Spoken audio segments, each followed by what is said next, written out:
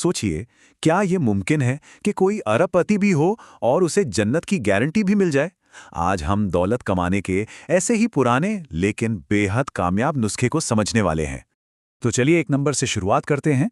1 अरब से भी ज्यादा तोले सोना। हाँ, इतना सोना। ये वो दौलत थी जो अब्दुर्रहमान इब्ने औफ ने अपनी पूरी जिंदगी दिल खोलकर दान देने के बाद भी छोड़ी थी। आज के ज़माने में तो ये खरबों में होगी, सोचकर ही दिमाग चकरा जाता है। तो सवाल यही उठता है कि आखिर उन्होंने ये किया कैसे? मतलब इतनी दौलत और रूहानी कामयाबी दोनों एक साथ, ये तो ऐसा कॉम्बिनेशन है जो आज के ज़माने में लगभग नामुमकिन लगता है ना?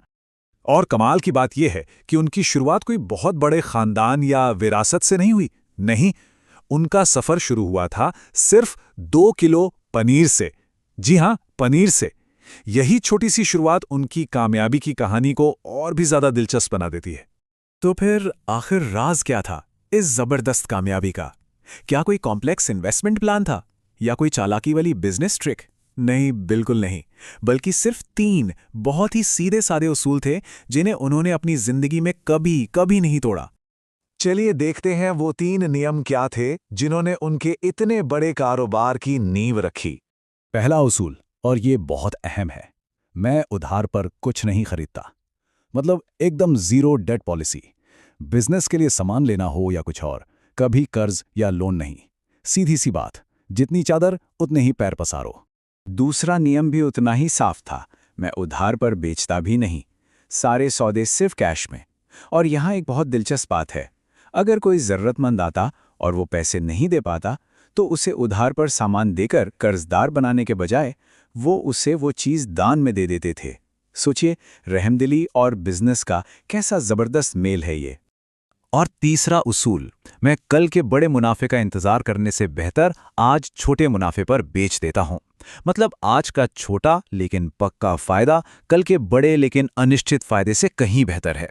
आज की दुनिया में सोचिए, जहां लोग बड़े रिटर्न के लिए सालों इंतजार करते हैं, ये फिलॉसफी कितनी अलग है।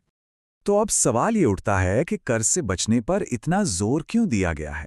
चलिए देखते हैं कि इस सोच के पीछे क्या गहरी वजह बताई गई हैं।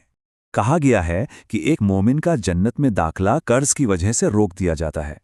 मतलब ये सिर्फ पैसों का मामला नहीं है, इसका असर रूहानी तौर पर भी पड़ता है। ये एक ऐसी जिम्मेदारी है जो आखिरत के रास्ते में भी रुकावट बन सकती है। और ये बात तो और भी ज्यादा चौंकाने वाली है कि एक शहीद के सारे गुनाह माफ हो जाते हैं सिवाय कर्ज के। इससे पता चलता है कि माली जिम्मेदारी को कितना ज्यादा अहम माना गया है। ये एक ऐसी दुनियावी जवाबदेही है जिसे शहादत जैसी अजीम कुर्बानी भी नहीं मिटा सकती। तो क्या ये सब सिर्फ सख्त नियमों के बारे में ही है? नहीं, ऐसा भी नहीं है। इन उसूलों से भी ज्यादा गहरी एक और चीज है, और वो है नियत, यानी आपका इरादा। यहां देखिए, इरादे का फर्क कितना साफ दिखाया गया है। अगर कोई कर्ज चुकाने की अच्छी नीयत से लेता है तो कहा गया है कि खुदा उसके लिए रास्ते बना देता है। लेकिन अगर नीयत ही धोखा देने की है तो फिर उसका कारोबार और दौलत तबाह हो सकती है। मतलब नीयत ही वो बुनियाद है जिस पर या तो कामयाबी की इमारत खड़ी होती है या फिर बर्बादी की। तो कुल मिलाकर एक कामयाब और बरकत वाले कारोबार के लिए कुछ और स्तंभ भी बताए गए हैं, जैसे साफ नीयत होना, वक्त पर ज़कात देना यानी जो फर्ज दान है वो निकालना, अपनी मर्जी से सदका देते रहना, और पारदर्शिता के लिए हर सौदे का लिखित कॉन्ट्रैक्ट होना और उस पर 2 गवाहों का होना। ये सब मिलकर एक ऐसी मजबूत नींव बनाते हैं जो भरोसे और ईमानदारी पर टिकी होती है। चलिए अब इन सभी उसूलों के निचोड़ पर आते हैं। एक आखिरी लेकिन बहुत ही दमदार बात जो इस पूरी फिलॉसफी को एक लाइन में समेट देती है। वो कहावत है, कल की उधार मुर्गी से आज का नकद अंडा बेहतर है। क्या खूब बात है। ये सीधे सीधे तीसरे उसूल का निचोड़ है। मतलब जो मुनाफा आज हाथ में है, चाहे छोटा ही क्यों ना हो, वो कल के बड़े और अनिश्चित मुनाफे से कहीं ज्यादा कीमती है। बिल्कुल अपनी वाली कहावत है ना, नौ नकद न तेरा उधार। और यहीं पर ये सारी बातें हमें एक बड़े सवाल के साथ छोड़ जाती हैं। आज की दुनिया जो पूरी तरह क्रेडिट और लोन पर चलती है, क्या उसमें कैश फ्लो और अनुशासन की ये पुराने उसूल आज भी कामयाबी की चाबी हो सकते हैं? क्या हम अपने रिस्क और रिवॉर्ड की पूरी सोच को दोबारा देखने के लिए तैयार हैं?